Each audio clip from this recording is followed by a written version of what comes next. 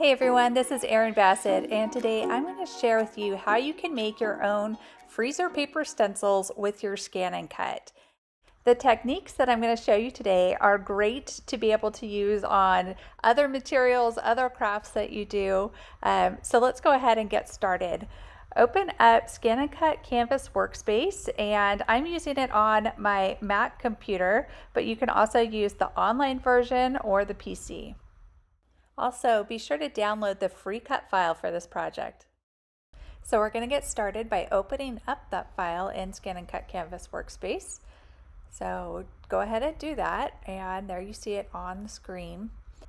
So next we want to add a heart to our design, and there's a couple of different ways to do this. You can go into your Shapes panel and scroll down and find the hearts and choose one of those. So you can do that, and there you can see it over on the mat. Or if you've purchased the stamp starter kit, you can go into that panel and scroll down and choose one of those hearts. So that's where I got the one that I used for my project. So I'm just going to delete that first heart and click on the one that I actually ended up using. So, and you can just drag out those corners if you want to resize it. You can also look in the other panels of things you've purchased, whether it's the embossing starter kit or the foil transfer starter kit. And also don't forget, there's all those other patterns in the Canvas Projects and Patterns collections. So that first, the Canvas projects, those are all free. And then there's others that you can purchase in the pattern collections and the Disney collections. So in those free patterns, you can always just click on that search bar, type in the word you're looking for, and some patterns will pop up for you to use. So once you've got your designs all figured out, go up to File, and then we're going to transfer those designs over to our ScanNCut.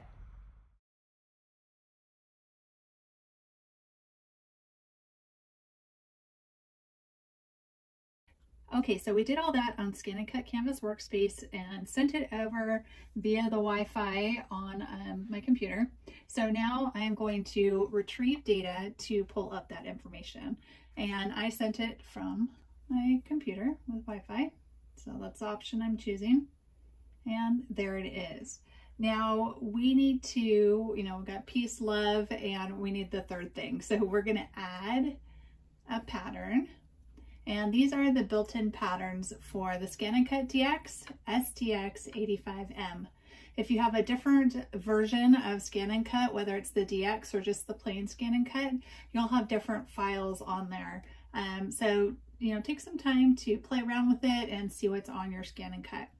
Now, you can see there's different categories. This is the basic patterns, just like we looked at on ScanNCut Canvas Workspace.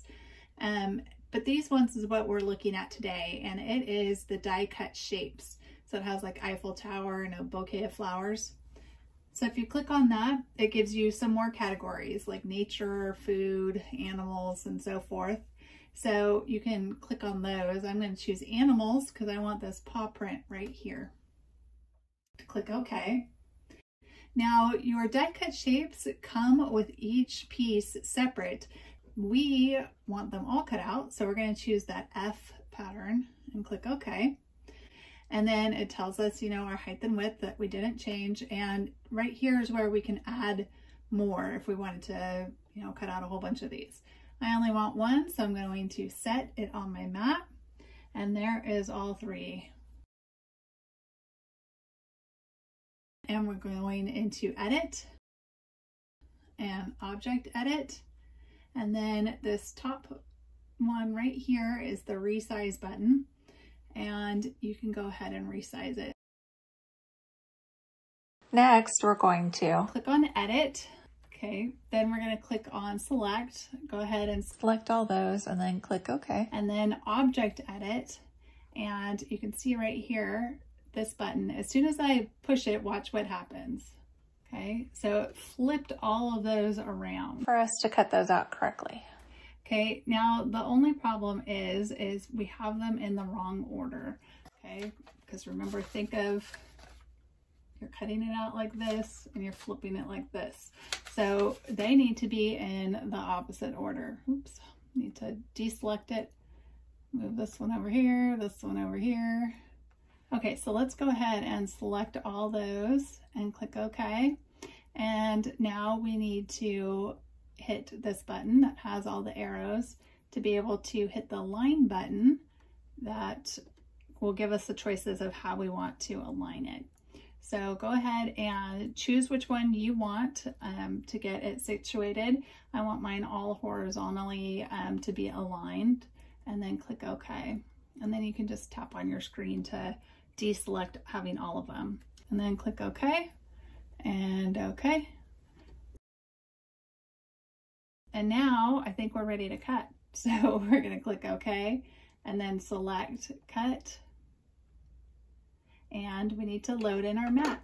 So I'm using a standard mat for this. And like I said, we're going to do paper side down on our mat. And this is a well-used mat. So the reason I'm using this one instead of a brand new one is I want to be able to get this paper up off of my mat. So it's barely sticking on there since it has, you know, hardly any stick left on it. I really need to clean this mat so I can rejuvenate it. And I'm also going to use some washi tape just because I see these corners lifting and I don't want that to happen. Now I'm going to insert my mat as far as it'll go right between those bumpers and hit that mat button, and that loads it right in.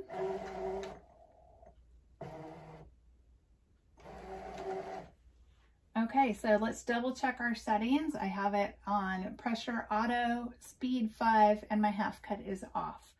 Okay, so we are ready to go. Our design's good. We have our auto blade in there.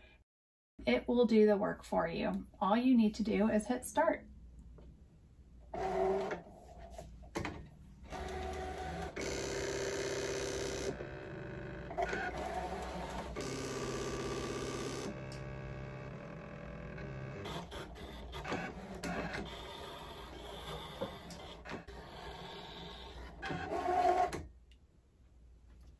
Okay, so when it's finished, go ahead and click finished and click your mat button again and we'll unload it. And now we're ready to take this off. So now that you've carefully removed everything from your mat, take that big background piece that we have, the negative part, and put it shiny side down onto your shirt. And you just want to get that lined up, and then you can iron that on. And then you can take those outline pieces you cut out and use them as a guide of where to put the rest of your negative pieces that you removed. So it's okay if you iron this down. After you iron it down and get everything placed, you can go ahead and peel it up. You will be able to reuse it to iron it on when we need it. And then same thing for your center one. You're going to use this as a placement guide. We will use it for painting later. But use this as a placement guide to get all your other pieces in and ironed down. Now let's talk about painting. So let's start with this paw print. Okay, as you can see, it's gray and then it has a darker grayish black color around the outside of it. So to get started with that, I went ahead and did gray fabric paint all over my paw.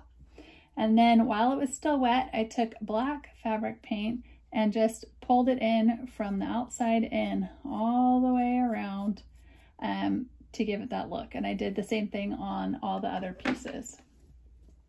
So it gives it that really cool dimensional, I don't know, kind of realistic look to it. And then for the heart, I did this orangey red color. Okay, so I went ahead and did that and let it dry. Okay, for the hand, I did that dark blue color. I just did it like this. Okay, so do your dark blue color and then let that dry. So all of these are at the drying stage, and while they're drying, go ahead and pull this off before they are dry. So you can go ahead and do that. Then after you have those bases for these two done, you can go ahead and take your heart and iron this right back on. So you're going to iron it on top of the paint that you just painted. So you can iron this on and then go ahead and add a little bit of white to that same paint and paint in those other pieces. And same idea with this. You'll put your design back on there. Go ahead and add a little bit of white into that blue paint. Paint the whole background, and then just like how we did with the paw, pulling in the color, you're going to do the same thing, dark blue being pulled in, okay? And then you're just going to let that dry. So I love these freezer paper stencils because first of all, they're inexpensive, easy to make, and it allows you to be able to paint them in an artistic way that just really adds a lot of personality to your crafts and any apparel that you make. For more ideas and inspiration, visit erinbassett.com. And for all things ScanNCut, visit scanandcut.com.